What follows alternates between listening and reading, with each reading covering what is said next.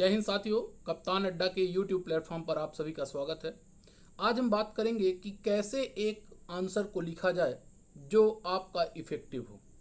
हम कैसे मेंस में आंसर राइटिंग करें, आज हम इस सेशन में जानेंगे। तो सबसे पहले मैं बात कर लेता हूं आंसर लिखने के पहले कि क्या प्रॉब्लम्स आती हैं हमें आंसर राइटिंग करते समय। तो दोस्तों, मेन जो हमें बैरियर्स मिलते हैं आंसर राइटिंग करते समय, एक तो मुझे लगता है कि सबके मन में प्रश्न आता है बैरियर के संदर्भ में कि लैंग्वेज एक मेन बैरियर है, भाषा एक बैरियर है। कहते हैं इंग्लिश मीडियम वालों को ज़्यादा नंबर मिलते हैं, हिंदी मीडियम वालों को कम नंबर मिलते हैं। एक ये प्रॉब्लम लगता है। दूसरा, कहते हैं कि राइटिंग हमारी ख़राब है इसलिए हमारे नंबर कम आते हैं। तीसरा, कहते हैं प्रेजेंटेशन का है तो वो हमसे नहीं बनता है तो नंबर कम आते हैं। इस प्रकार के बैरियर्स होते हैं जब हम आंसर राइटिंग करते हैं। पहला तो जो बैरियर है आपका लैंग्वेज के संदर्भ में, ऐसा कोई भी बैरियर होता ही नहीं है। भाषा तो सिर्फ और सिर्फ एक मीडियम होती है कम्युनिकेशन का, अपने विचारों को एक दूसरे से साझा करने का मीडियम है। तो भाषा कुछ भी होनी चाहिए, चाहे हिंदी हो इंग्लिश, इसका कोई अंतर नहीं आता। अगर जो आपके विचार प्रश्न के अनुरूप हैं तो आपको नंबर जरूर मिलेंगे। राइटिंग, हाँ, राइटिंग का थोड़ा सा इम्पैक्ट पड़ता है, पर अगर जो वो आपके पढ़ने योग्य है तो फिर कोई भी दिक्कत नहीं है, राइटिंग का विशेष फर्क नहीं पड़ेगा। प्रेजेंटेशन, इसका फर्क पड़ता है आपके आंसर राइटिंग में। क्यों? क्योंकि आपने कैसे प्रेजेंट किया है, जो आपने उसको दिखाया है, किस प्रकार से दिखाया है, इसका इम्पैक्ट जरूर पड़ता है। तो ये आपके राइटिंग स्किल्स के बीच के बैरियर्स हैं। अब कभी कभी दिमाग में हमारे ये आता है कि नहीं नहीं, आंसर राइटिंग तो एक कला है, ये आती है तो आती है, नहीं आती है तो नहीं आती है। ऐसा कुछ नहीं है, एक रॉकेट साइंस नहीं है आंसर राइटिंग। हाँ, कला जरूर है, आर्ट है आंसर राइटिंग, पर आर्ट को भी आप समझते हैं, कला को भी सीखा जा सकता है, उसको प्रैक्टिस करके निखारा जा सकता है, बस प्रैक्टिस करने की ज़रूरत है। तो कभी भी आप आंसर राइटिंग करते हैं तो सबसे पहले तो शुरुआत जब हम करेंगे कोई भी आंसर लिखने की, तो बहुत बेकार आंसर होगा, एकदम गंदा उत्तर लगेगा आपको। आपको कुछ नहीं करना है, अपने विचार एक पेन में उतार देने हैं, बस सिंपल सा है। जो आपने पढ़ा है उससे रिलेटेड जो प्रश्न है उसको आप कॉपी में नोट डाउन कर दीजिए, राइट डाउन कर दीजिए। उसके अलावा आप उसको भूल जाइए। ये आपको रोज करना है, हर दिन करना है। उत्तर जैसा आ रहा है करने दीजिए धीरे धीरे। क्यों? क्योंकि उत्तर लिखने की जो कला शुरू होती है वो गंदे उत्तर से ही अच्छे उत्तर की ओर होती है। कभी भी सबसे अच्छा उत्तर हम पहली बार में नहीं लिखते हैं, आप ये खुद जानते होंगे। लिखे होंगे उत्तर तो आपको समझ में आया होगा, शुरुआत हमारी गंदे उत्तर से होती है और फिर हम ग्रेजुअली बढ़ते जाते हैं अच्छे उत्तर की ओर।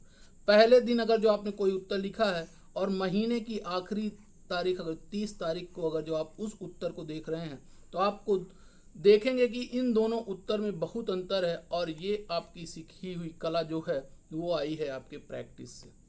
तो आपको प्रैक्टिस करना है धीरे धीरे। आपके प्रैक्टिस करने से प्रभाव पड़ेगा कई चीज़ों पर।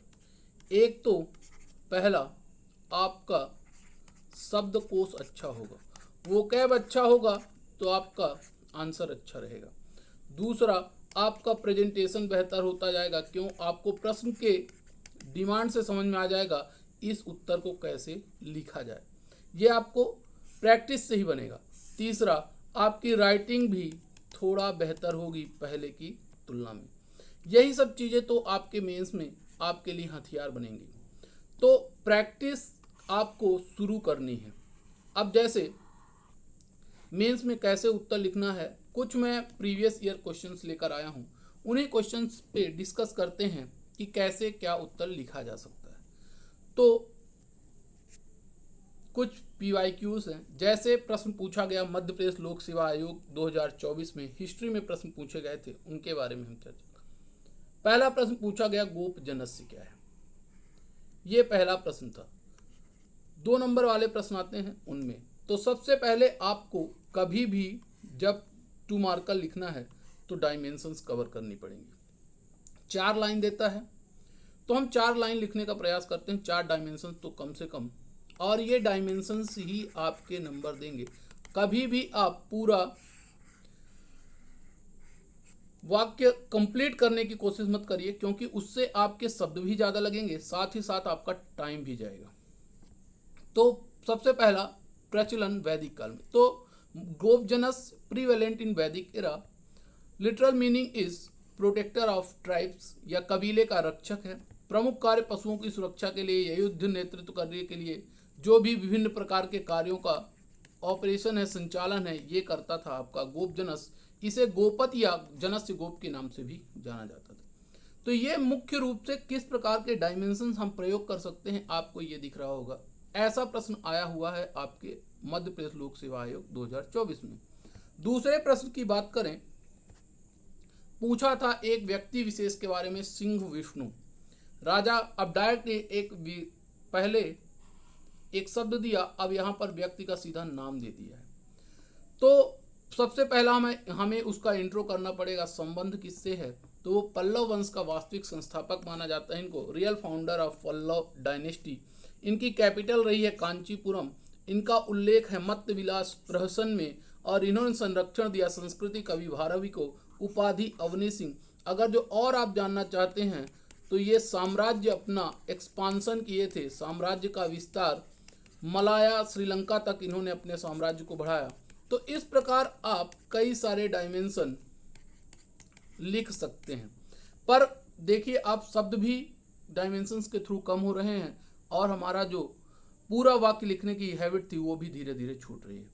पर ये पहले दिन से नहीं होगा। ये ऐसा नहीं होता कि हम रात में सोएं और सुबह हमसे आंसर राइटिंग बनने लगे, नहीं, ऐसा नहीं होता। सबको प्रॉब्लम्स होती हैं, सबको समस्याएं होती हैं। आंसर्स जो होते हैं वो प्रैक्टिस से ही निखरते हैं। Number of questions bar bar repeat करने से, बार बार लिखने से, लगातार प्रैक्टिस करने से हमारी आंसर राइटिंग इम्प्रूव होती है। ये आपको हमेशा याद रखना है। कभी भी आप एक रात सोकर सुबह उठकर आंसर्स अच्छे लिखने लगें, ये पॉसिबल नहीं है। इसके लिए आपको निरंतर प्रैक्टिस करनी पड़ेगी। बात करते हैं अगले प्रश्न की। अमल ए साले, ये प्रश्न आया था आपके मेंस में। अमल ए साले, इसका शाब्दिक अर्थ होता है अच्छे कर्म, गुड वर्क्स, अच्छे कर्म, आपने अच्छे कर्म किए हैं वो। इसका वर्णन मेनली इस्लामी न्यायशास्त्र या कुरान में मिलता है। मुस्लिम शब्द है तो कुरान में इसका उल्लेख मिलता है। इसका उद्देश्य होता है जैसे समाज का कल्याण करना, न्याय, करुणा, मानवता से प्रेरित है ये। जस्टिस, कंपैशन, ह्यूमैनिटी, इन सब से इंस्पायर्ड है अमल ए साले। अच्छे काम करने की प्रेरणा देता है ये आपको। ये प्रश्न आया था आपके 2024 में। अगला, अवंती जनपद। अब ये एक जनपद के बारे में पूछ रहा है। तो अगर जो हम देखें तो ऐतिहासिक इसका महत्व कैसा था, ये 16 जो महाजनपद थे उनमें से एक है आपका। लोकेशन की बात करें तो लोकेशन आपका प्रेजेंट उज्जैन मध्य प्रदेश में, जो वर्तमान उज्जैन है वहाँ। राजधानी इसकी उत्तरी अवंती की राजधानी उज्जैनी और दक्षिणी अवंती की राजधानी थी महिष्मती। मुख्य रूप से केंद्र शिक्षा, ज्योतिष और खगोल शास्त्र का था। आप अगर जो चाहें तो इसमें कौन कौन से प्रमुख वंशों ने शासन किया उसके बारे में लिख सकते हैं। कुछ अगर पर्यटन से संबंधित महत्वपूर्ण है, जैसे महाकालेश्वर मंदिर है उज्जैन में, ऐसे भी पॉइंट्स को आप ऐड कर सकते हैं और ज़्यादा हो जाएंगे। मैंने कम किए हैं पर आप इसमें ऐड कर सकते हैं। क्यों? क्योंकि अगर जो आपके राइटिंग थोड़ा छोटी शब्द लिखते हैं तो आप कॉमा लगा लगा कर एक ही लाइन में 2 फैक्ट भी डाल सकते हैं। तो आप हिस्ट्री में अधिक से अधिक फैक्ट डाल सकते हैं ताकि आपको नंबर पूरे के पूरे मिले। अब बात करते हैं उच्च कल्प। एक और प्रश्न आया था उच्च कल्प। ये आपका एक वंश रहा है जिसका टाइम पीरियड 5वीं-6वीं शताब्दी ईस्वी के आसपास, 5th-6th AD के आसपास का रहा है, जो मध्य प्रदेश के उत्तर पूर्वी क्षेत्र में। अगर जो आप चाहें तो छोटा सा मध्य प्रदेश का डायग्राम भी बनाकर इसे दिखा भी सकते हैं कि भैया ये क्षेत्र कौन सा था, ये आप दिखा सकते हैं। ये वाले एरिया में उच्च कल्प आपका वर्तमान में उचेहरा जिला जो है सतना, वो वाला क्षेत्र है। तो आप ऐसा इसको मैप में छोटा सा दिखा भी सकते हैं। प्रमुख शासकों में जयनाथ, श्रवणनाथ लोग रहे हैं। इनका उल्लेख खोह और कारी तलाई इंक्रिप्शन में मिलता है। यहाँ पर बर्तन भी फेमस है, यहाँ पर उच्च कल्ब के, ये भी आप अगर जो चाहें तो ऐड कर सकते हैं। तो इस प्रकार आप जो छोटे आंसर्स हैं उनके उत्तर लिख सकते हैं। ये मैंने कुछ इंपॉर्टेंट क्वेश्चन जो आए थे उनको लिया। अब मैं बात करता हूँ ये 2 नंबर वाले 7 नंबर वाले प्रश्नों की बात करते हैं, जो अब 5 नंबर। तो सबसे पहला प्रश्न पूछा गया, नंदी वर्मन शैली पर संक्षिप्त टिप्पणी कीजिए। ये एक मंदिर निर्माण की शैली थी, इस पर आपसे छोटा सा टिप्पणी करने के लिए कहा गया। तो सबसे पहले जब हम 7 मार्कर लिखते हैं तो देखिए 7 आपके ये जो छोटे सब प्रश्न आते हैं इनमें भी अब स्पेस ज़्यादा आपका इंट्रो मेन क्वेश्चन जो है उसका और कंक्लूड, ये एक फॉर्मेट है उत्तर लिखने का कि इंट्रोडक्शन होना चाहिए, प्रस्तावना, मुख्य भाग और आखिरी में उसका निष्कर्ष। लेकिन ये आपके प्रश्नों में जो 7 नंबर में आते हैं उनमें आपके पास स्पेस इतना ज़्यादा नहीं है कि आप ज़्यादा बड़ा इंट्रो और उसका कंक्लूजन लिख सकें। इसलिए डायरेक्ट उत्तर लिखने की कोशिश करिए, सीधा उत्तर लिखिए, एक लाइन का इंट्रो देकर एक लाइन में कंक्लूड करिए। मेन आपको मुख्य भाग के ही नंबर मिलने हैं, मेन पार्ट जो है उसी का आपको नंबर मिलना है, तो आप उसी पे फोकस करिए। तो बात करते हैं इस प्रश्न की। तो पल्लव वास्तुकला व मूर्तिकला विशिष्ट नंदी वर्मन शैली, पल्लव वास्तुकला और मूर्तिकला की जो विशिष्ट नंदी वर्मन शैली है, इसका निर्माण नंदी वर्मन द्वितीय के काल में लगभग 730 to 796 एडी के बीच में हुआ, जिसकी विशेषताएं निम्न हैं।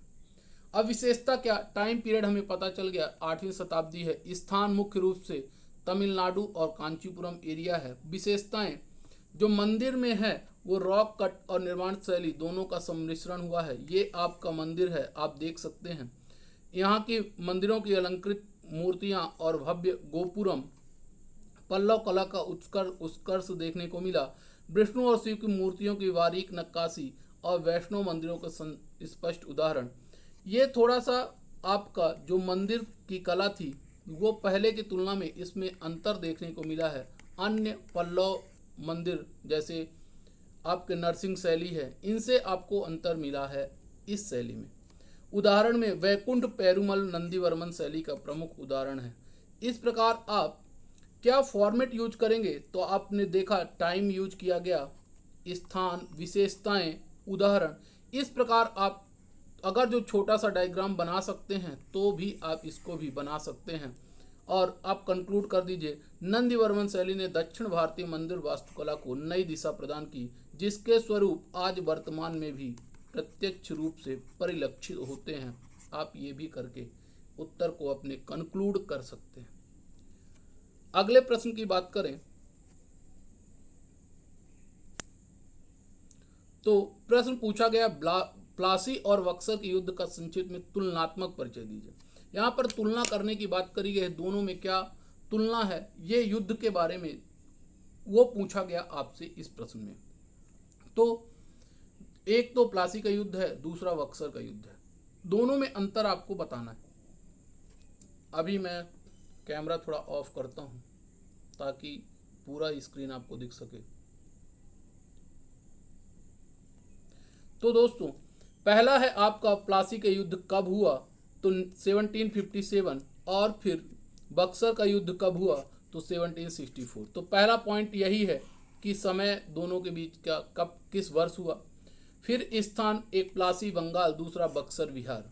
फिर मुख्य पक्ष में कौन कौन रहे हैं, ब्रिटिश के बीच में नवाब सिराजुद्दौला और मीर जाफर, और अंग्रेजों के बीच में मीर कासिम, शुजाउद्दौला और शाह आलम द्वितीय। ये त्रिगुट लड़ा था। नेतृत्व रॉबर्ट क्लाइव ने किया ईस्ट इंडिया कंपनी की तरफ से, और हेक्टनसन ने ईस्ट इंडिया कंपनी की तरफ से बक्सर का युद्ध लड़ा। परिणाम की बात करें तो अंग्रेजों की विजय हुई और मीर जाफर को नया नवाब बनाया गया, और यहाँ पर अंग्रेजों की निर्णायक जीत होती है आपके बक्सर के युद्ध में। महत्व क्या हुआ, बंगाल में अंग्रेजों का शासन मजबूत हुआ, वहीं बंगाल, बिहार और उड़ीसा में बक्सर के युद्ध के बाद प्रभाव, ईस्ट इंडिया कंपनी का हस्तक्षेप मिला बढ़ा और कंपनी को दीवानी अधिकार प्राप्त। अगर जो आप देखिए तो प्लासी के युद्ध ने अंग्रेजों को यहाँ पर शुरुआत कराई थी, यहाँ पर उनके इस्टेब्लिशमेंट को शुरू किया था, जबकि बक्सर के युद्ध ने पूरी तरह से उन्हें भारत पर स्थापित ही कर दिया था। शुरुआत प्लासी के युद्ध ने करी और उसको पूर्णतः मजबूती प्रदान करी बक्सर के युद्ध ने। तो इस प्रकार आप दोनों के बीच में अंतर जब भी तुलना करने का है तो आपको विशेष ध्यान रखना है कि हमारे पास तुलना करने के प्रमुख बिंदु जरूर होने चाहिए, उनके आधार पर ही हम तुलना कर सकते हैं, कंपेयर कर सकते हैं। निष्कर्ष ये हुआ कि प्लासी ने अंग्रेजों को राजनीतिक रूप से स्थापित किया था, पॉलिटिकली स्टैब्लिश्ड किया, जबकि बक्सर ने उन्हें एडमिनिस्ट्रेशन और इकोनॉमिक राइट्स भी दिलाए, आपको प्रशासनिक और आर्थिक अधिकार भी दिलाए। तो दोस्तों ये थे आपके कुछ प्रश्न जो पुराने पेपर में आए हैं उनके बारे में। ऐसे ही इम्पोर्टेंट मैं कुछ रोज़ प्रश्न लेकर आऊँगा और आपसे डिस्कशन करूँगा कुछ आंसर्स कैसे लिखे जाएं इसके बारे में। अगर जो आपको ये सेशन अच्छा लगा है तो आप कप्तान अड्डा के यूट्यूब चैनल को सब्सक्राइब कर लीजिए, शेयर कर दीजिए और बने रहिए कप्तान अड्डा के साथ। मैं आपको ऐसे ही महत्वपूर्ण क्वेश्चंस लेकर रोज़ डिस्कशन करेंगे कि कैसे क्या उत्तर लिखा जाए, कैसे उत्तर को प्रेजेंट किया जाए इसके बारे में, और आपको रोज़ प्रैक्टिस करनी है इसकी, तभी जाकर आपको आंसर राइटिंग में सुधार होगा। शब्दकोश अपने बढ़ाने हैं और धीरे धीरे लगे रहना है, बिल्कुल आपको सफलता मिलेगी। आज का सेशन यहीं समाप्त करते हैं, मिलते हैं अगले सेशन में। तब तक के लिए जय हिंद, जय भारत।